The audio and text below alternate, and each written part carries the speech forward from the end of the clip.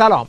با توجه به تحولاتی که در این ایام در داخل میهنمون رخ داده، این برنامه رو می‌خوایم اساساً به یک مناظره اختصاص بدیم بین دو شخصیتی که در این روزها ادعاهای زیادی رو مطرح کردند. در یک طرف این شخص رو داریم که متولد سال 1339 هست، خودش شغل خاصی نداره در حال حاضر، ولی پدرش چرا؟ پدرش قبلا به مدت چند دهه دیکتاتور سابق ایران بوده. در طرف مقابل هم این شخص رو داریم که همسن هستند، در ظاهر هم خیلی به هم شباهت دارند، ولی در مواضعشون اختلاف شدیدی دیده میشه. حالا میخوایم نظراتشون رو در مورد اساسی ترین موضوعات روز بدونیم. اولین سوال اینه که چه نوع حکومتی رو برای آینده ایران ترجیح میدید؟ بفرمایید. من واقعا عمیقا باور دارم که نهاد پادشاهی در کشوری مثل ایران میتونه متکی باشه به عنوان یک سوپاپ اطمینان بیشتر به آنچه که میتونه در حفظ این یک پارچگی و تمامیت مملکت نقش داشته باشه، به عنوان یک عامل کاملا بی‌طرف، ولی ارزش اون نقش که احتمالاً در آینده میتونم داشته باشم و در این قالب میدم و تمایل من برای به این دلیل به نظام پادشاهی بیشتر هست برای ایران تا نظام جمهوری. میگم که من فکر کنم در اون مقام بهتر میتونم مثمر ثمر قرار بگیرم برای جامعه. پس با صراحت داره میگه که تمایلش به نظام پادشاهی بیشتره، یعنی همون مدل حکومت باباش، و فکر میکنه که در اون مقام ثمر داره. حال نظر شما چیه؟ من هرگز حاضر نیستم یک آقا بالاسر داشته باشم، چه برسه به اینکه برای دیگران آقا بالاسر بشن. ما از این فرهنگ فرد محوری باسی خارج بشیم دوستان، بریم دنبال سیستم محور کردن مسئله. ما تا زمانی که بخوایم گوسفندوار عمل بکنیم، سرکله چوپان‌ها هم پیدا خواهد شد. من اساس دموکراسی رو بر مبنای جمهوریت می‌بینم. یعنی چی؟ یعنی حق انتخاب مردم در تعیین سرنوشت خودشون و حکومت بر خود بر مبنای انتخابات. من در واقع میخوام بهتون بگم که در مقابل آنچه که باور دارید میراث‌دارش هستم، خود من ربل هستم. چرا؟ برای که اگه از من بپرسید، من یه سیستم جمهوری رو ترجیح میدم. برای من اون چیزی که ایکولایزر هستش مبنای انتخابی اون نهاد هستش، نه شکلش. ولی اگه بگیم پادشاهی موروثی در مقابل جمهوری انتخابی، قطعاً بدونید که من تو کمپ جمهوری خواهان خواهم.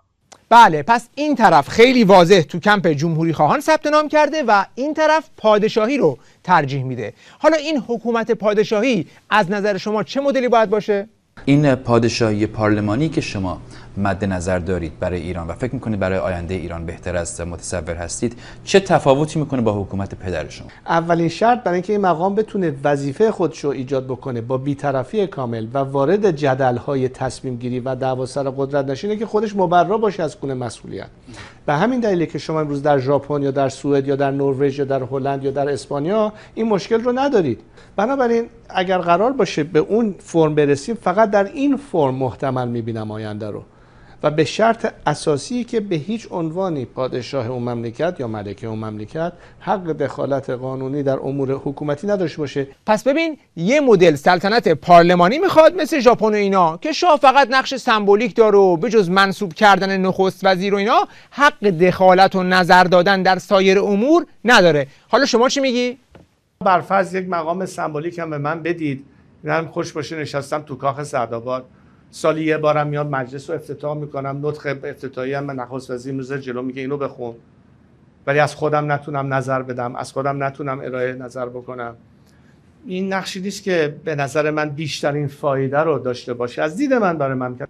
و مشکل میبینم که یه کسی رو در یه موقعیتی بذارید که بخواد یه نقش سمبولیک داشته باشه، بتونه اظهار نظری بکنه که ممکنه منتقد برنامه یه دولت خاصی باشه که در اون وقت میشه دخالت در امر دولت. ولی این یکی اصرار داره که نقش سمبولیک نمیخواد، پس یعنی میخواد اختیارات داشته باشه. خب شخص اول مملکت باشه، پادشاه هم باشه، اختیارات هم داشته باشه. این که شد دوباره همون دیکتاتوری باباش، چه فرقی کرد؟ اگرم میگی نه اتفاقا باید دخالت بکنه، اون موقع میگم بنابراین باید مبنای انتخاب باشه. چون هر کسی که در اون مملکت بخواد یک وظیفه اجرایی یا تصمیم گیری داشته باشه در قالب نظام دموکراتیک، نمیتونه غیر از یک اساس انتخاب شده بودنش باشه. ببخشید دقیق متوجه نشدم، چی انتخابی باشه؟ شاه مملکت انتخابی باشه؟ یعنی چجوری میشه هر کی خواست بیاد کاندید بشه برای شاه شدن؟ بعد برای چه دوره‌ای؟ مادام العمره یا نه هر 4 سال شاه عوض میشه؟ چطوری میشه؟ و میشه راهی پیدا کرد که پر شدن اون تخت توسط یک پادشاه یا یک ملکه میتونه یک پروسس گزینشی داشته باشه. شما میتونید یه مهستانی رو داشته باشید که هر موقع که لازم شد فردی رو به این مورد پیشنهاد بدید، نه که طرف بیاد کمپین بکنه. اون انتخابات حکومتی است.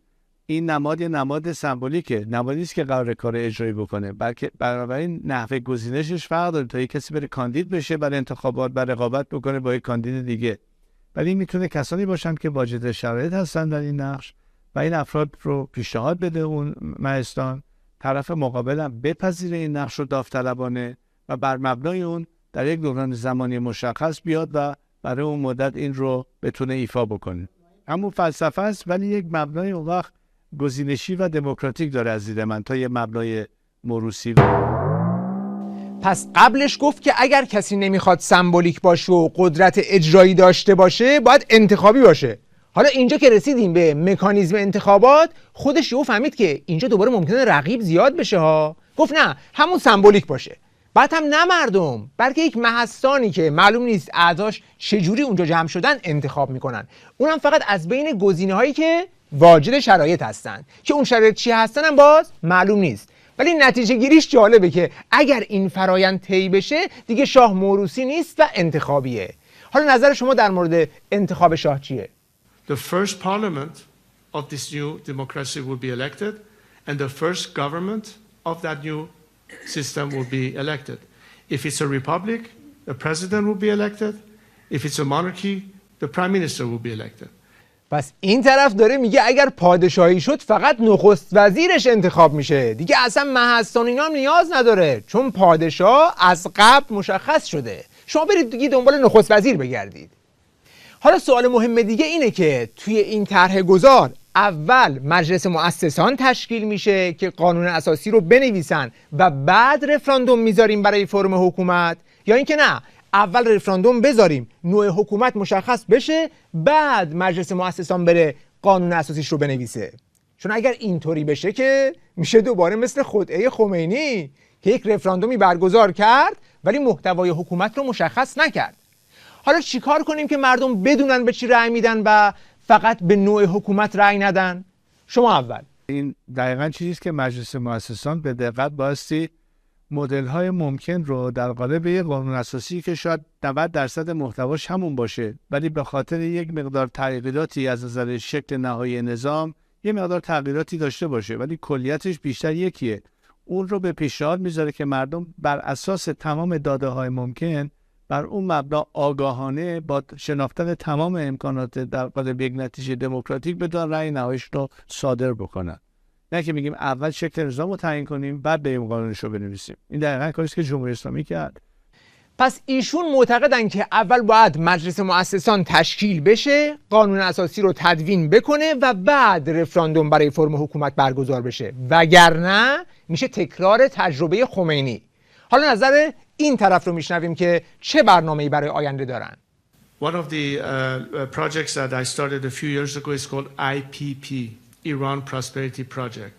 This project is meant to address all of the issues, beginning with the first 100 days of how to manage the transition and stabilize the country.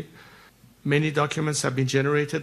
The way we have proposed the process to go is that the minute the regime collapses, the transitional government takes control by first allowing the Iranian people, after about 4 months' time and many other debates, what is the form they would like to have as a future system of governance by means of referendum. Whatever the majority of the Iranian people decide, the representative in the Constitutional Assembly will be tasked with the responsibility to draft the constitution of this next system. بله، همونطور که این طرف گفته شد بر اساس همون سند پروژه شکوفایی یا همون دفترچه اضطرار اول بعد از 4 ماه یک رفراندوم قراره برگزار بشه که نوع سامانه رو مشخص میکنه که پادشاهی باشه یا جمهوری. یعنی در این لحظه شما نمیدونید توش چی هست، 2 تا بسته‌ای در بسته است.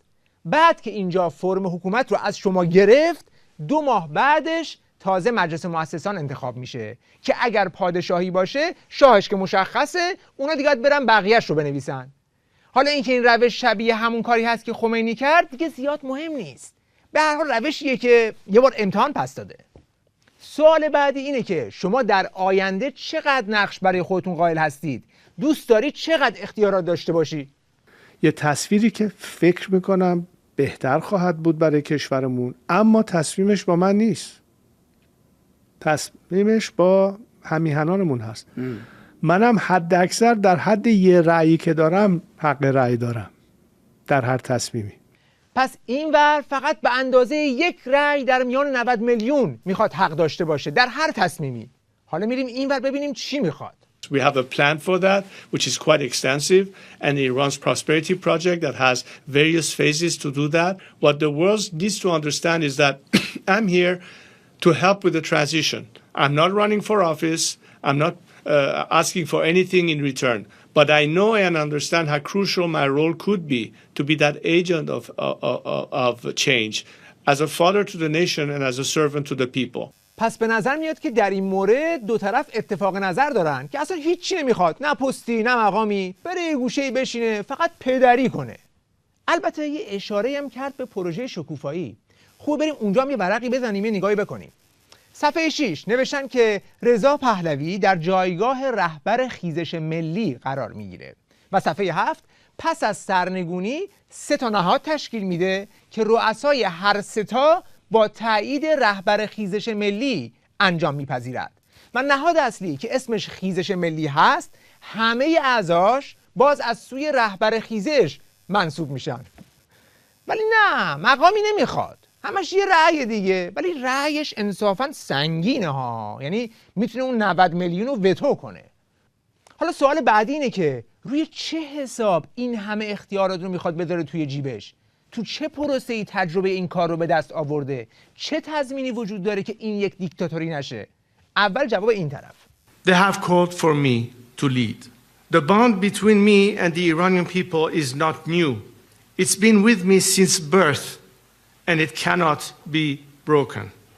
پس اینور معتقده که از توی قنداق ایشون رهبری رو پیشونیش نوشته شده بود، مثل شیرشاه بود، همون که اولش اینجوری بلند کردن خط کشیدن رو پیشونیش، همون جوری.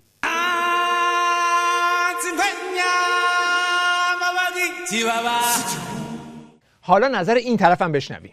I lived the better part of my life for the past 46 years in the Western world, in democratic countries. I understand the importance and the values of all the institutions and the mechanisms to make sure that you cannot deviate from that. خب این طرف تمام سرمایه‌اش اینه که 40 سال توی غرب زندگی کرده، ولی خب به این موضوع اشاره‌ای نمی‌کنه که چند میلیون ایرانی دیگه هم تجربه زندگی در غرب رو دارند و صرف زندگی کردن در کشورهای دموکراتیک الزاماً کسی رو دموکرات نمی‌کنه. اونم کسی که رفته اونجا فقط با پول ملت که مامان و باباش بلند کردن زندگی کرده و دست به سیاه‌وسفید نزده. این خیلی مدرک معتبری نیست که همه جا خرجش می‌کنی جناب بچه شاه. حالا که تا حدودی یه تصویری از حاکمیت آینده پیدا کردیم، سوال بعدی که مطرح میشه اینه که ما چجوری میخوایم به اون حکومت آینده برسیم؟ نظام رو براندازی کنیم، انقلاب کنیم، چطوری بالاخره؟ البته اینجا توضیح بدم که اصطلاح براندازی اصولا در الفبای من نیست. اگر در ابتدای این وضعیت، یعنی از زمانی که انقلاب رخ داد و اصولا اپوزیسیون به این نظام در فکر فرض بکنید براندازی بود یا در فکر فرض بکنید قیام بود یا در فکر مبارزه مسلحانه بود یا در فکر یک رابطه خصومت‌آمیز و برخوردی بود، من فکر کنم که پس از گذشت این سالها بیشتر و بیشتر ما از مرحله انقلاب گذشتیم، به مسئله تحول بایستی نگاه بکنیم، یک تحول مستمر دائمی که برسونه ما رو نهایتاً به یک افق جدید از نظر وضعیت سیاسی.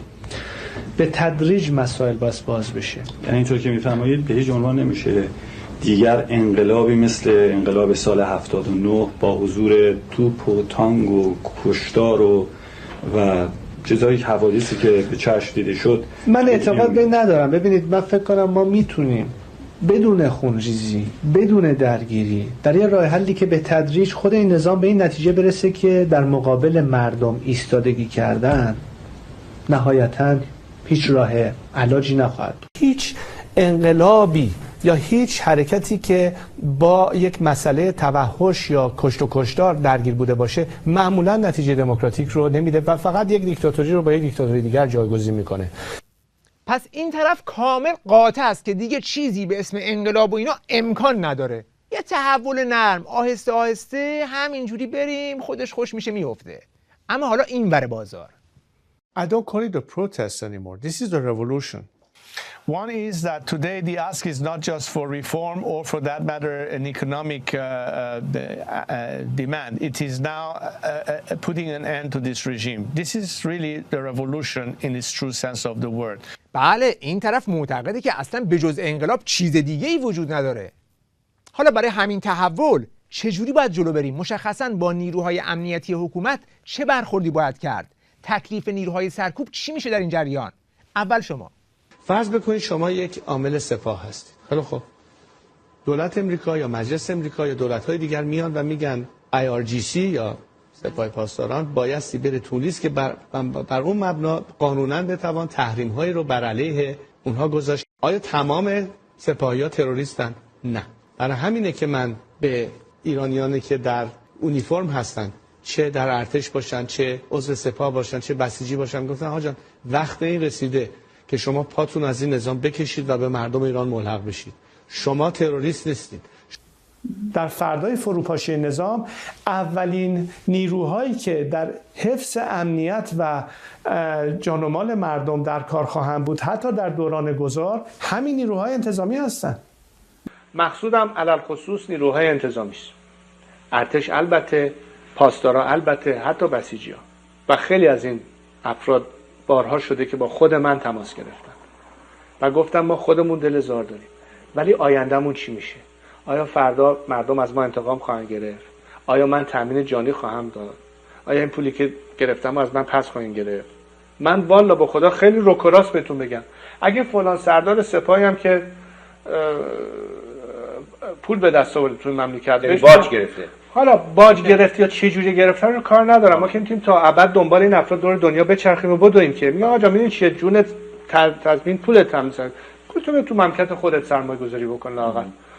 پس این یکی دغدغه جدیش وضعیت نیروهای سرکوبه، یعنی همین سپاه و بسیج و انتظامی که جونشون تضمین باشه، آیندهشون تضمین باشه و حتی پولشون دست نخوره. مشخصا پول براش خیلی مهمه چون خودش و خانواده‌اش در این زمینه تجربه دارن و پولاشون رو همینطوری جمع کردن. بنابراین میدونه که اگر بخواد سراغ پول اونا بره پای خودش هم گیره.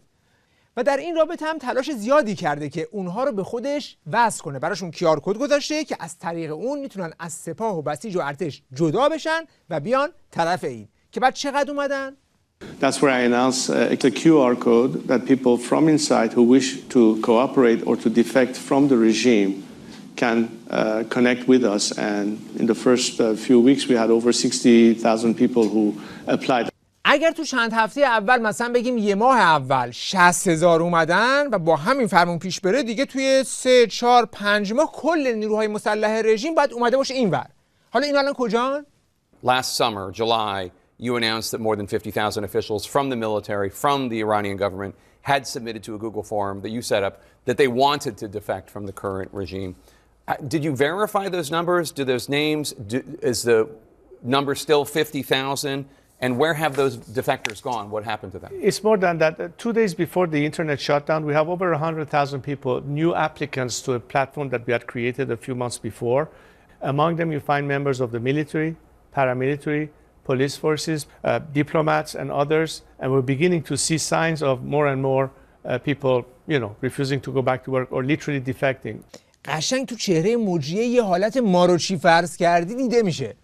تو آخه اگر 100,000 نیرو داشتی که میشه تقریبا 1/5 نیروهای مسلح رژیم.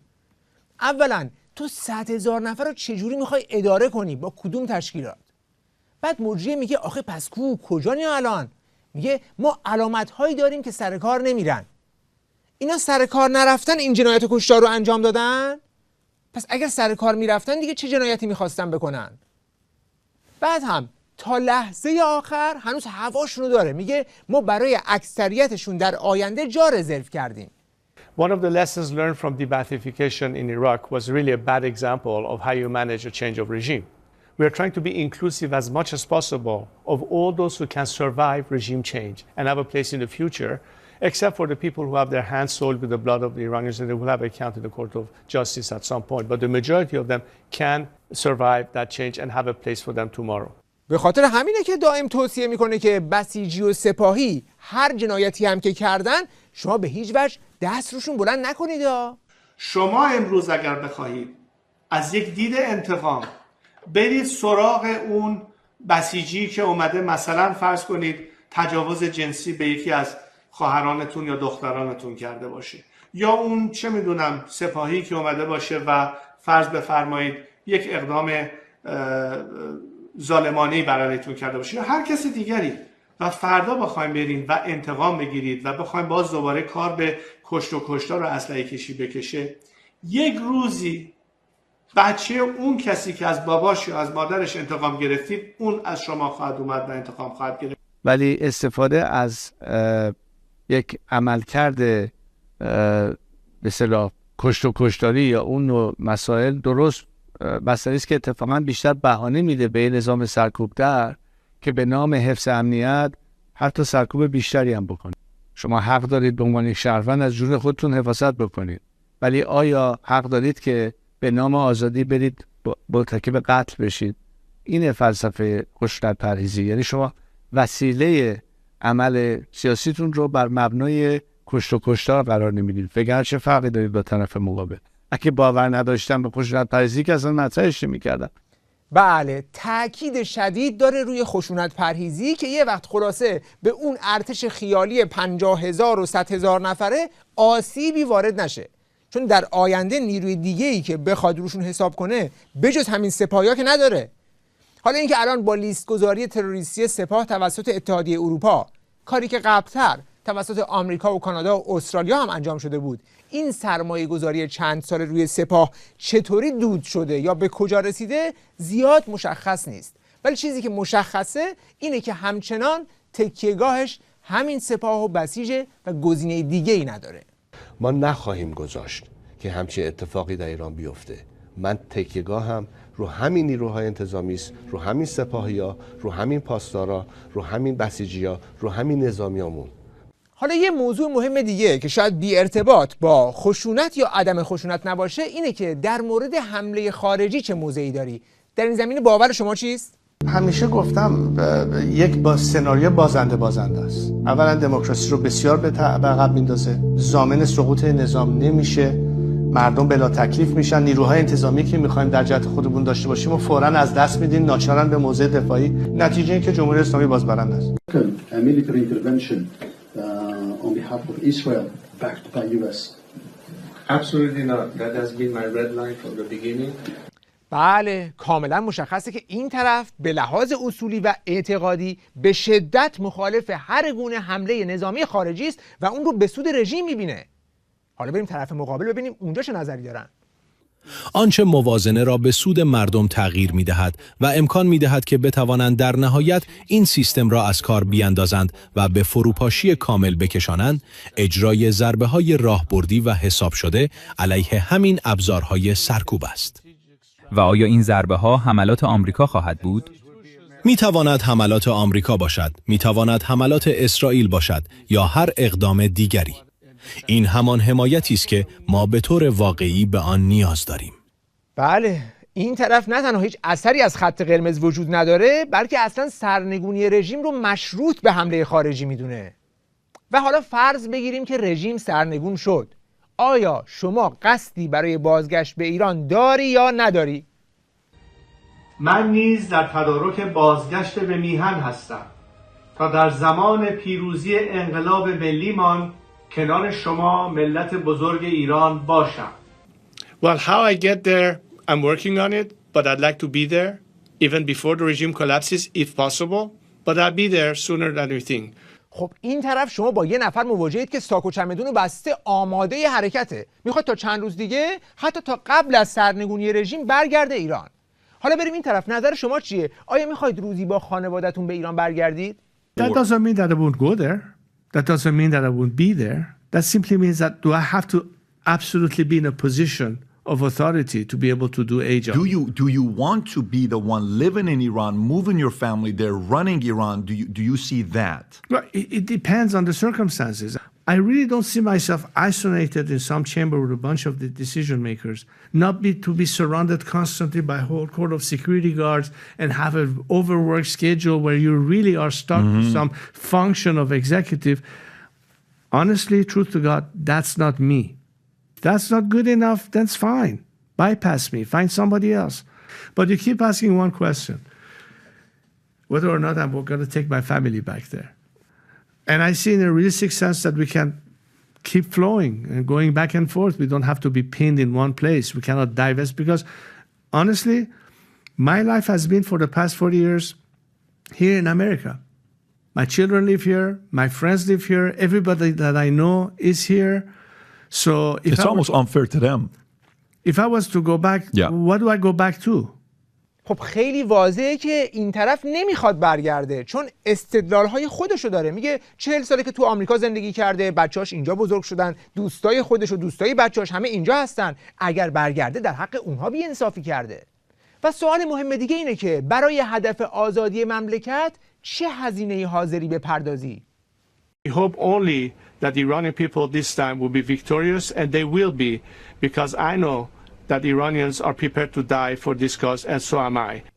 اینکه مردم ایران آماده جانفشانی برای رسیدن به آزادی هستند الان دیگه اثر من الشمسه، ولی اینجا بچه شاه میگه که من هم حاضرم برای آزادی بمیرم. خب حالا میریم این طرف، شما حاضرید چه هزینه‌ای بدید؟ یه روزی همیهنانمون آزاد بشن، ولی در نتیجه آزاد شدن خودم نمیخوام اولین قربانی این آزادی بشم. من به هیچ قیمتی حاضر نیستم که این آزادی که دارم رو از دست بدم به هر دلیلی که میخواد باشه.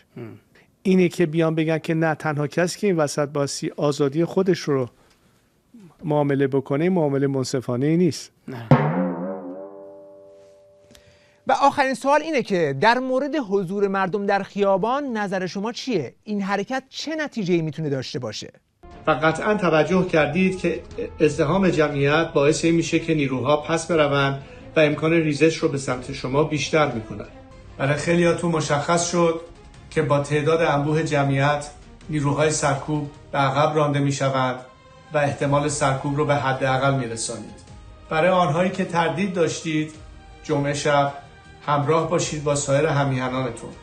از رهبران میدانی دعوت میکنم که تلاش بکنن که جمعیت راه افتاده به همدیگر برسن تا حتی جمعیت بیشتر بشود. اجازه بده که ازت قبول نکنم که واقعا یک چنین درک توهمی از مبارزه داشتی و قیام آتشین علیه دیکتاتوری آخوندی رو با یک میتینگ خیالی اشتباه گرفتی. چون وقتی که با واقعیت روی زمین مواجه میشی دیگه نمیتونی این توهم زدنهات رو جمع کنی. As I said, this is a war, and war has casualties. I didn't ask the people to come to the streets to fight against the regime because I wanted so. They asked me to step in to help them and to be their voice on the outside world. پس ما در مواجهه با بچه شاه با این پدیده مواجه هستیم که هیچ حرفش ثبات نداره. حالا ممکنه که یکی بگه که خب شرایط عوض شده، اینم خب حرفاشو متناسب با شرایط عوض کرده، که خودش هم همین رو بارها گفته. همه حق دارن نظر خودشون رو عوض بکنن. شما حق دارید نظر خودتون عوض کنید، من حق دارم نظر خودم عوض بکنم. این جزء اولین اصول آزادی و حقوق بشری است. ولی نتیجه این حرف اینه که به هیچ ادعا، هیچ باور و هیچ قول و هیچ تعهد این فرد نمیشه اتکا کرد. چون هر آن ممکنه بگه که اون قول مال اون موقع بود، تموم شد رفت، الان شرایط عوض شد و منم نظرم عوض شد. یعنی نون به نرخ روزخوریه که دومی نداره. تو اصلا هیچ وقت ثبات فکری و عملی نداشته این آقا، هیچ وقت. اون موقع من باش شوخی میکردم، میگفتم شما مرد آبانی هستین، شب میخوابین یه چیز میگین، صبح بلند میشین یه چیز دیگه میگین. خیلی وقتا میگفتم روی حرفات خیلی وقتا نمیشه حساب کرد. گفتم باید قوره یه دفعه میبینی سردی میکنی با یه ممیز گرمی میکنی. این چه اخلاقیه واقعا؟ آدم نمیتونه با تو هیچ وقت به یه راهبرد ثابت سیاسی دست پیدا کنه. وقت بخیر و خدا نگهدار.